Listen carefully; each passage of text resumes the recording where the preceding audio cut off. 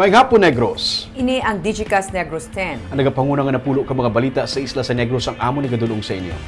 Din niyo kami via Facebook, YouTube, kag sa KCAT Channel 11. Kag subong mabatian niyo kami live sa FM station nga 91.1 FMR Bacolod. Kagyari ng top 10 nga mga balita sa Negros, subong nga adlaw.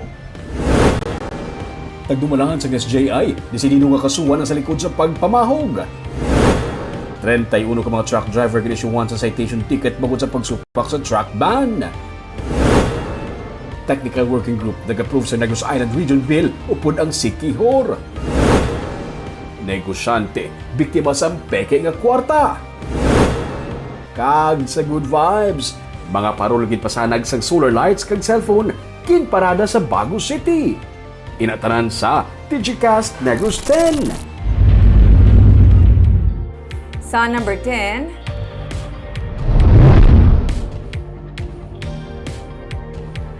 aprobado na sang Technical Working Group sa Committee on Local Government ang ginaduso nga Negros Island Region Bill upod ang Sikihor.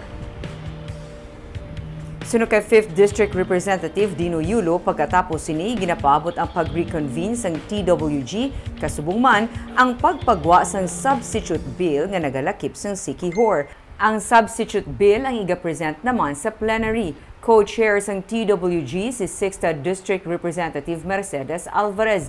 Ang TWG damlag pangin task nga mag-consolidate sang nagkalain-lain nga mga hagna nga nagaduso sang pagtukod sang NIR. Ginapasalamatan ni Alvarez si Representative Edu Rama nga chairman sang TWG kag Representative Rex Gatchalian nga chairperson sang Local Government Committee sa suporta para sa NIR. Ginapasalamatan man ni 3rd District Representative Francisco Benitez ang tanan nga kongresista sang Negros Occidental kag Oriental sa suporta. Nagaserbe nga author kag co-chair ang tanan nga mga kongresista sang Negros sa NIR bill. Plano naman ni Governor Eugenio Jose Lacson nga magpakig-angot kay Governor Roel Degamo sang Oriental pagkatapos ang holidays. Sa Regional Development Council, ginpahayag na ni Degamo nga hindi niya luyag magbalik ang NIR. Ginsiling man ni Yulo nga sila ang magpakig-angot man kay Degamo. Actually, since gini-include ang Sikihor. Sikihor, so ma-reconvene ang TWG, upod na da ang Sikihor. No? Thereafter, di magwa pa ng report sa and then ang substitute bill. I will propose to see him after the holidays. I will ask him whether it's the first week or the second week of January.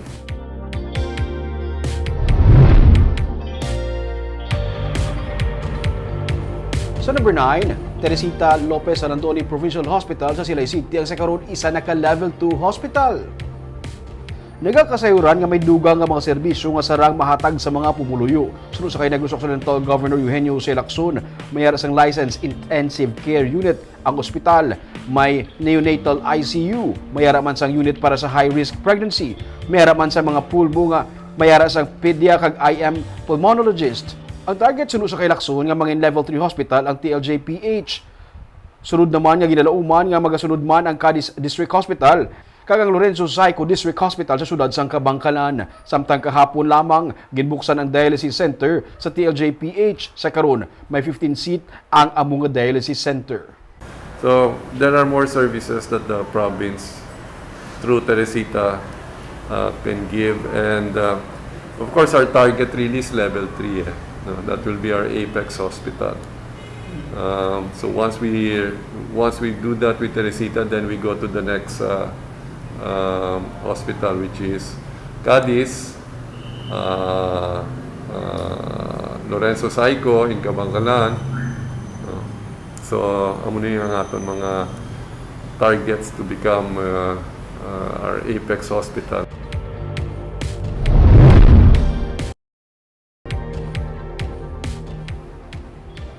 Sa number 8, naga-average sa 50 to 70 ang nagaparehistro nga mga botante sa mga munisipyo.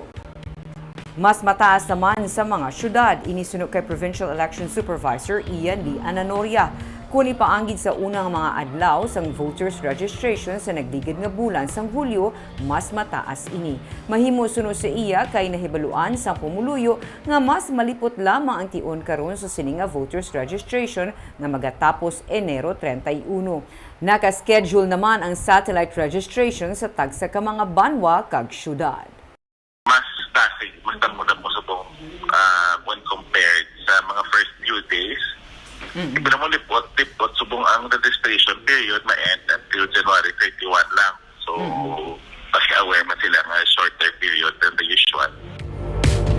Sa number 7,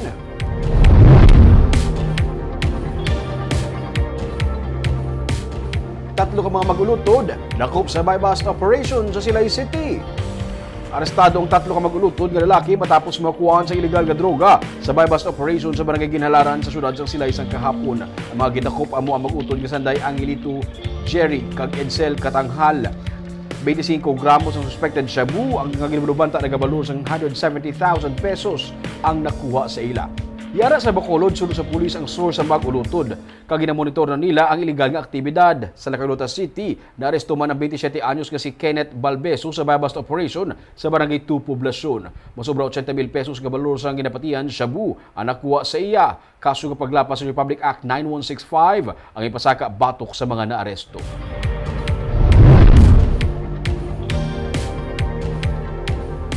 Sa number 6, menor de edad kag iya nga utod pilason sa pagpaniro kag pagpangastigo sa KTV bar sa Murcia. Pilason ang 17 anyos nga solterito sa pagpaniro kag pilason man sa pagpangastigo ang iya utod sa KTV bar sa Barangay Salvacion sa Murcia kainas ng kaagahon. Sa investigasyon sa PNP, pareho nga nagainom sa bar ang grupo sang suspect kag ang grupo sang mag-utod kung sa diin sila ang nag-ilinaway. Nagtinapungulay una sunod sa PNP kag didto nakastiguhan ang 22 anyos nga si Erwin Magwad. Nagpalupok sang pusil ang isa sa suspect sunod sa pulis kag didto natiruhan sa tiil ang menor de edad nga utod ni Magwad. May persons of interest na sa karon ang PNP.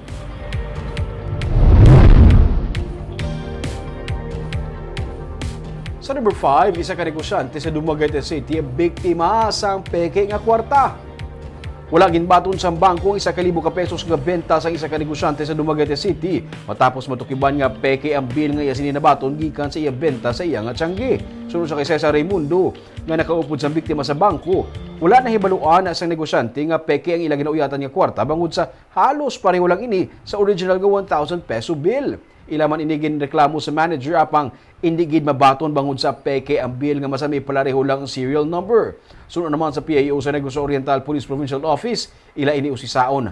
Agud matap na man ang gilayon nga pagpalapta sa peke nga kwarta. Ginpahayag man sa Norpo, nga ila ini ginatutukan ilabi na nga holiday season kag masami nagapamakal o kung nagagasto ang mga pumuluyo.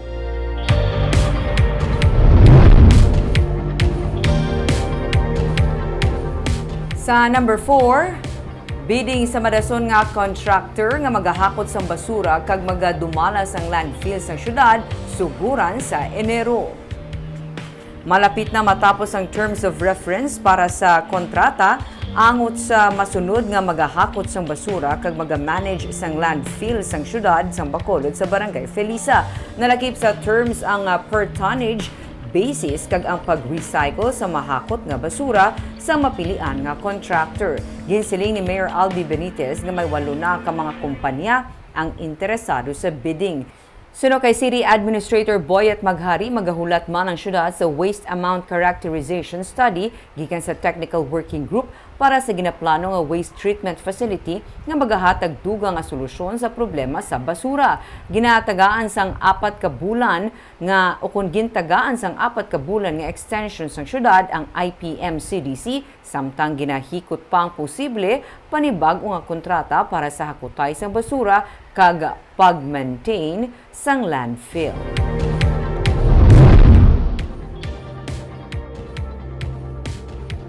Sa number 3, no referral, no work policy. Inipahanungdong sa syudad sa mga volunteers nga hindi makabaton sa sweldo subong nga bulan sang Disyembre.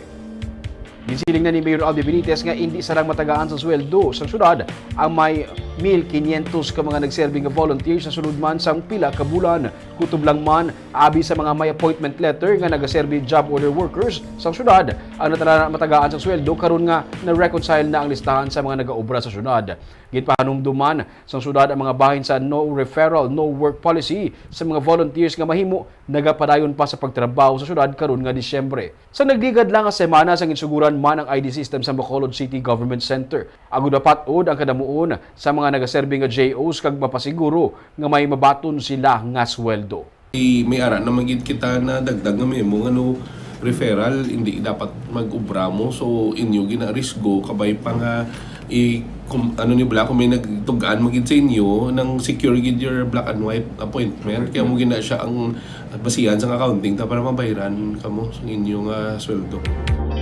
Sa number 2,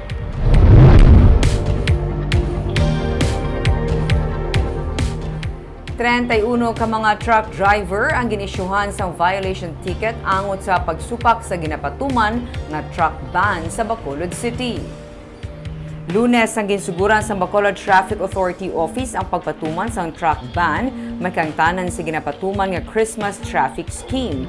25 ka mga truck driver ang naisyuhan sa violation ticket tungod sa pagsupak sa truck ban. May duga nga anom ang nadakpan sang Martes. Suno kay Police Major Junji Liba, ang pamuno sang bitaw, nahangpan niya nga may kabudlayan kag nagahinyo karon ang grupo sa mga haulers kag truckers nga kung tani ma-hold in abeyance ang pagpatuman sang truck ban. Pero kinahanglan ini ang mapatuman agud nga mapahaganhagan ang paggutok sang lakat sang trapiko karon nga bulan sang Paskwa. Nagalauman ang kadaman sa ila nga mapakaayo ang mga may diferensya nga traffic lights kag masugdan ang clamping kag towing batok sa mga nagapark sa mga mayor nga dalanon sang syudad. Hindi lang kita na mag-react violently guro nga matawag na to kay do at least kitagaan man sila gapon window only nga gina-regulate lang naton kay ang reverse na kung pasudlon ta sila dinungan kag hindi ta sila pag-regulate nakita naman ang epekto before nga kung may problema sa sulod kag ma-stranded mas dako pag ilang ilang ma-delay kag hindi lang sila ang mahalitan yung ma-delay kundi tanan nga mga riding motorista. Kag sa numero 1 sa mga balita, subong adlaw.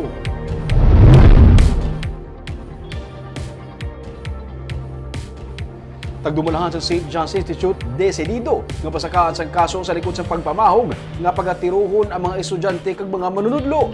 Samtang para sa karon ng profiling sa mga mahimo sa likod sang amo nga pagpamahog. Yaring report. Pwede outsider nga wala na subong sa St. John's Institute, pwede kayara sa gihapon sa eskwelahan. Ini nagagwa sa karon sa nagapadayon nga investigasyon sa kung sino o kung sanday sino ang sa likod sa pagpost sa pagpamahog nga pangtiruhon ang mga estudyante kag mga manunudlo sang Waming. Ining suno sa Security and Safety Consultant sang SJI nga si Abraham Ganzon Jr. sa ilang pakig-angot sa Anti-Cybercrime Division sa PNP. Dugang paniganzon sa teknolohiya sa karon sarang ma-identify kag ma-trace ang persona nga naghimo sang Waming par nga account nga amo ang nagapost sa pagpamahog. Sa tiun nga makilalaan ini nga persona o kun mga persona sa likod sa sini nga account, desidido ang SJI nga pasakaan siya o kun sila sang kaso. So far, di ko na ang pinakalapit na lang gida nga makita, sir. Kaya gina-train down ko pa man subong kung sino gida ang mga suspects naton, no? So may outsider man nga mga naghalina sa Waming, makita nga may ara nga taga-Draman. So possible ka taga dira or formerly taga Yes, Waming? amo na siya, sir, ang kwanta, ang possible suspects. Isa pa gid sa natukiban ni Ganzon nga nagsugod ang pagpamahog sang semana antes nga magsugod ang face-to-face classes sa eskwelahan. Gani isa man ini sa karon sa ilang ginatutukan sa ilang investigasyon. Up ko sa ilang mga blotter reports, manog online gid, manog face-to-face gid the following day. Oo. Amuto ang paghaboy sang first nga threat ini nga November. So before mag face to face, may abot nga threats. Yes, so sir. there's something mas hindi siya gusto mag face to face. Sa akon lang daw gina hard time na gid si Waming. Subong, hindi na makita ang among account sa Facebook. Wala naman ini makapost sa mga masunod nga mga threats. Gani, posible, isa man ini sa mga naintirugar na sa nagapadayon nga investigasyon. Since pila na 2 days na nga interrogate, investigate ko sa mga faculty and staff man dira, no? So base maisa nga na kwanta nga na timingan, no, nga based on interrogation and then gina-inform sila nga siyempre manabat gini, no, dako gini nila nga sa labton. Sa nagdigad nga semana, sa nagbaton sa bomb threat ang eskwelahan, nasuspend ang klase. Sunod-sunod ang mga pagpamahog, amukon nga nangin online na lang ang klase. Manong Christmas break, kag sa pagbalik sa klase sa Enero, magapabilin sa gihapon sa heightened alert ang eskwelahan.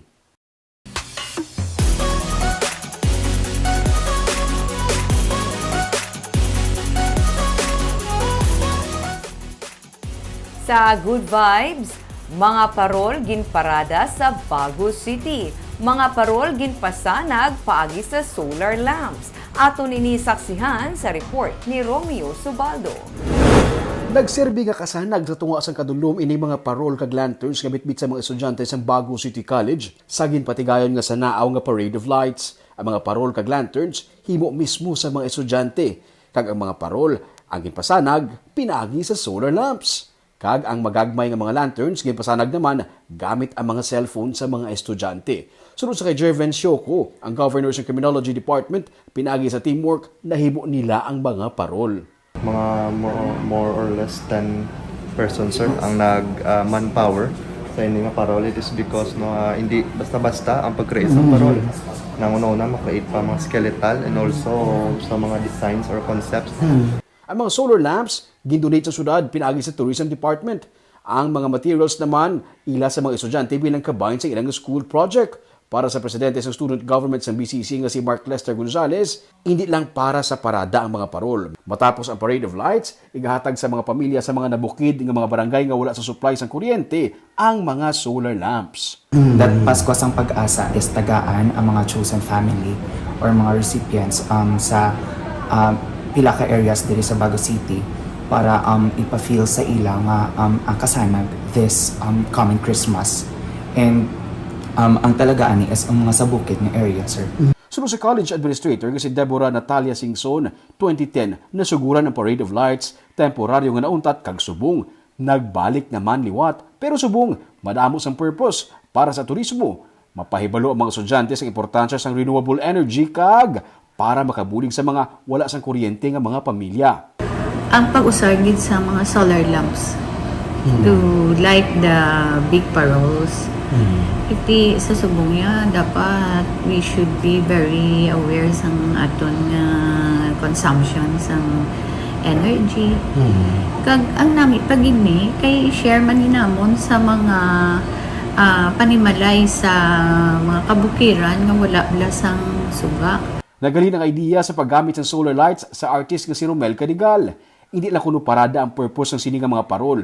Ini magaserbi man nga pahanungdom sa tanan nga masami sa sining nga mga binulan sa Nobyembre kag Disyembre, masami nga ginaigo sang bagyo ang Negros. Luyag niya nga magserbi ini nga reminder sa tanan nga bangod sa climate change, nagalala ang bagyo nga nagaapekto sa aton gani nagakadapat nga mag-shift sa renewable energy. Kaya kung ma-address ang climate change, siguro in the future, makaselebrate taguro Christmas nga lesser ang epekto sa mga bagyo sa kiti may knowledge lang about climate change. Doon mo na sa isa ka deeper nga sa nakita ko man nga kwansa ang sini nga akong cause. Sa madasod nga tuig, plano sa BCC kag Tourism Office ang bago nga mas patahumon kag mas pasanagon pagid ang parade of lights. At least more pwede mo nagalimay mo nga renewable energy mapanda sa suga sa mga parol naton. Kag double purpose ning, no? Hindi na sa parada. May makabenepisyo man ng mga At least not for tourism, but makahatag sa kasanag sa mga puloy-an sa mga wala sang kuryente. Kagamit itong mga balita sa Negros subong adlaw. Kay man sa panahon karon importante nga may ihibalo ka sa nagakatabo sa imo nga palibot. Kung dapat balansa kay eksakto mga impormasyon. Padayon kami nga magapangalagad sa Negrosanon. Ako si Barbara Mijares. Tubtub sa buwas, ako naman si Romeo Subaldo, mayong hapon.